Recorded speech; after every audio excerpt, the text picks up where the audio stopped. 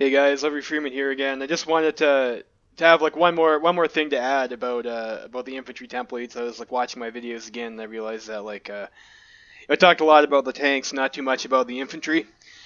And like we kind of hinted at before when we were talking about the infantry template and mixing it around with artillery and whatnot. It's not too important in single player. Support AA is usually good enough to deal with AI aircraft and whatnot. Like that's usually fine. You don't usually have to worry about mine anti-air and stuff like that. Especially because infantry is so cheap. It's not like a huge deal if you're getting cast like it is with your tanks. And support anti-air will usually protect you okay with that anyways if you don't have air superiority. Uh, but also like you don't need the anti-tank to play the Pearson game and so on and so forth. So it just kind of becomes like you just need infantry and like that's about it. Like this will hold your line. It's good enough. So like there's no real ratios to consider or anything like that. It's just you pick your 10 of your cheapest unit that'll get the job done, which is your helmet most of the time, right?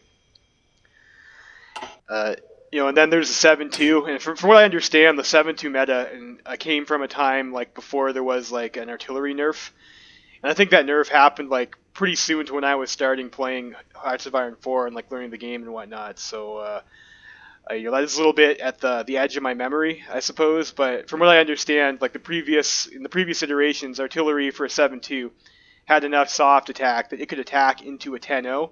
And even with defender's advantage, the 7-2 would win that fight against the 10-0 and push it out. And that required that in order to defend, you also needed a 7-2 to block a 7-2.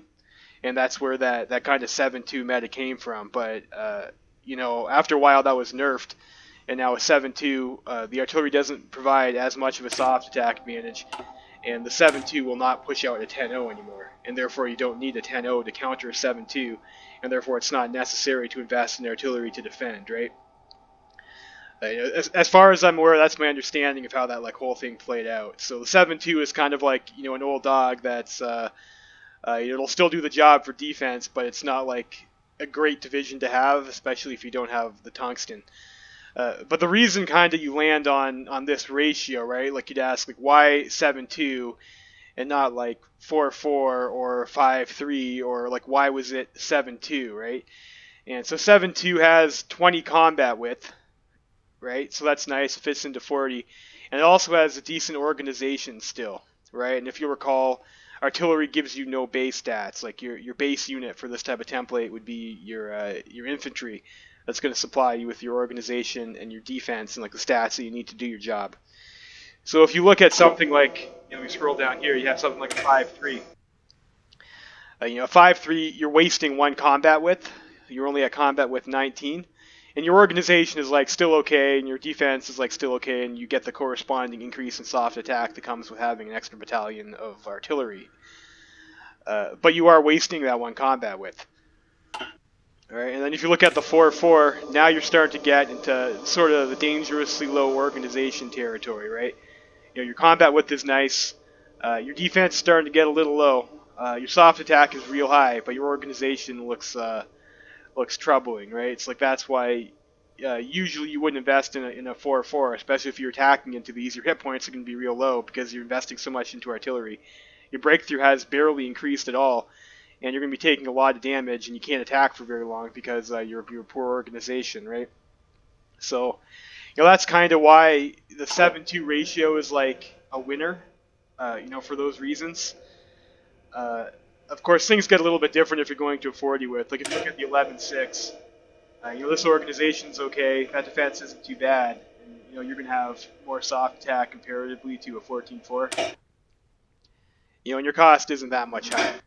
Right, so if you're going with 40 width divisions, whether or not you want to use a 14-4, or an 11-6, probably that's your preference. And like, if you have the reason that the 11-6 is kind of interesting is because if you have a general who has the artillery division trait, right? Like you'll notice an 11-6 has a high enough ratio of artillery to infantry to be considered an artillery division. That's why the default symbol is a cannon, whereas the 14-4. It doesn't have that much artillery ratio, and if you look at the default symbol, it's going to be a helmet, right? So this is like an infantry division, and this would be considered an artillery division. So if you build this and put it on the field, you'd see the cannon model. I don't think it's gonna show me that now, but you would see the cannon model like this guy over here instead of the infantryman you'd see for this, right? And kind of like the same thing with the 5-3 or the 4-4. Keep in mind, like this will be an artillery division, this will be an artillery division.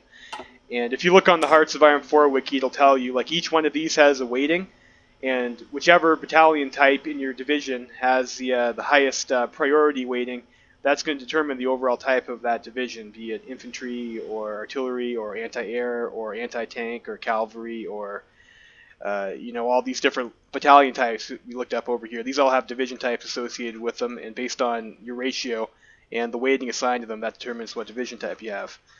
Some things like tanks are rated pretty high. Like you start throwing tanks into things, it'll switch that over from infantry to tank pretty fast.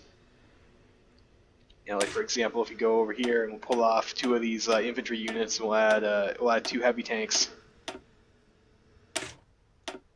This is going to be considered a heavy tank unit with the default symbol, right? That's how you can check, by looking at the default symbol. So even though there's a lot more infantry over here, tanks are weighted much higher.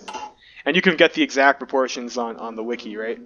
But something like this is like, reasonable compared to a 14-4, right? I mean, you have less organization, but you're going to have more hard attack. They're like comparable, right? And the cost at 1997, it's not that much more expensive to go with that different ratio. And like the reason you might kind of want to consider that, if you look at your units over here, and you look at your generals, certain division types double dip on what they're counted as, right? So like if you have a cavalry division, that counts as both a cavalry division and an infantry division for that division type. The same goes for artillery. So like an artillery division will count as both an artillery division and an infantry division.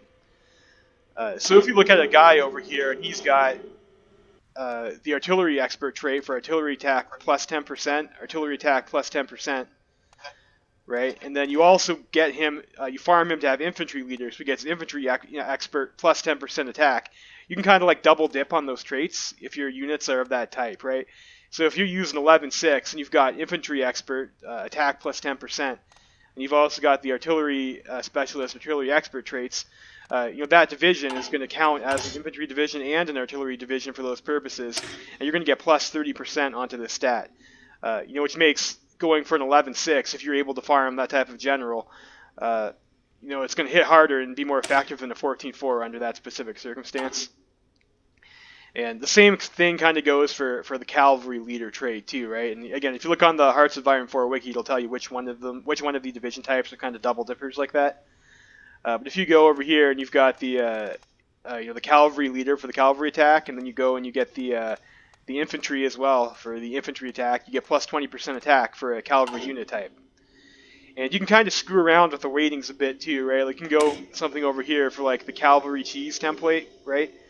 Where you splash a bunch of different battalion types in your unit so that none of them trigger the threshold. So you can see this over here is considered a cavalry division, even though there's only 16 combat with the cavalry, and the remaining width is all artillery and self-propelled guns, right?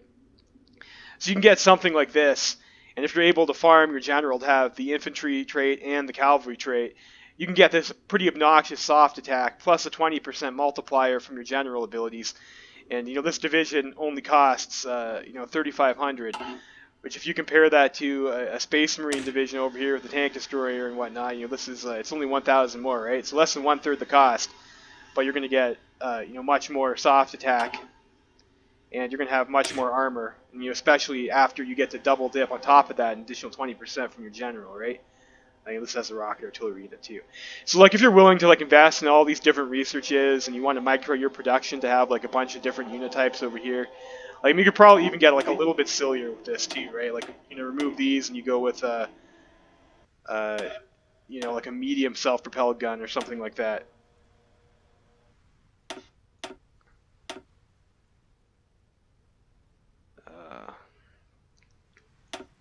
Yeah, so this would still be considered a cavalry template right now as well, right?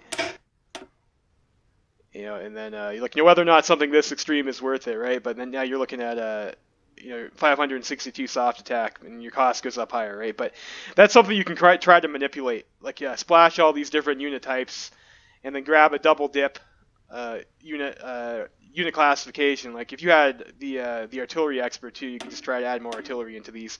It's like now this is an artillery division. Uh, and you probably might not want to fuel this because of the low organization, specifically as this, but like just the idea, right? It's like now this is an artillery division. We can throw this under a general who has the artillery expert and infantry expert traits and get 30% on top of the soft attack. So that's like another kind of reason where if you want to manipulate your division type, or if you had a general and your main general has infantry expert and artillery expert, or maybe even only has artillery expert, that might be a reason why you would pick a 5-3 to get this artillery division type, take advantage of that general, as opposed to something like the 7-2, which would be like an infantry unit. So yeah, that's about that, and that's that. And like, again with the infantry units, when you're designing them for like a line holder, you're only really looking for defense and your organization and reinforce rate, like that's not really shown here, but I mean if you have initiative, that's okay for signals companies, and then like just enough soft attack to beat infantry breaks, like enough soft attack to beat infantry breakthrough so you can fight back, right? And like the helmet just delivers all that. Basic infantry just delivers all that.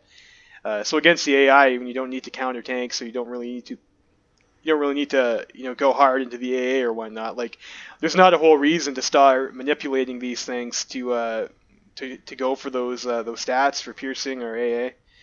And again, with the soft attack with the artillery, like you can do stuff like this to like make better use of your generals and whatnot. That makes sense. But like, at the end of the day, it doesn't really matter what ratio you go with. Like even something extreme like the 4-4 isn't going to be able to beat a 10-0 on attack, right? It's like this whole soft attack versus the organization depletion for like taking the stuff, and the bad breakthrough versus the defender having even though they have a lower attack than you, right? This doesn't really work out in the artillery's favor for trying to make a defensive unit.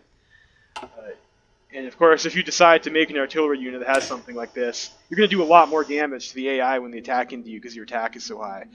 But in terms of like actually doing their job of blocking, the artillery doesn't really improve the efficiency of your unit doing that, despite the cost, and the tungsten, which is why sort of like the meta, and you see people, they'll always just go and they'll build just build 10-0s like a lot of the time if you want. HOI4 multiplayer games. They just do 10-0, and then you take the industry that you would have spent on artillery and the researches that you would have spent on artillery, and you put them towards something like tanks or whatever. And if you do need to fight with infantry, you're going to want to, because the infantry has such a large defender's advantage, you're going to want to look for other advantages, like if you're able to gangbang one unit with 4 of yours or something like that, or if you're able to get max planning and increase that stat with the grand battle plan and have a tech advantage so that you've got like better guns and better artillery than them, and also if you have air superiority and you can just bomb them and stuff like that too. Like you're gonna need something, you need an extra edge to win those infantry versus infantry fights.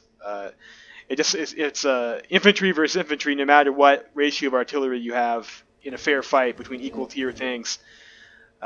Usually just whoever's defending wins, regardless of how you designed your template. And then also certain countries that might have national spirits or whatnot that affect cavalry divisions. I think like Mongolians or something to get that.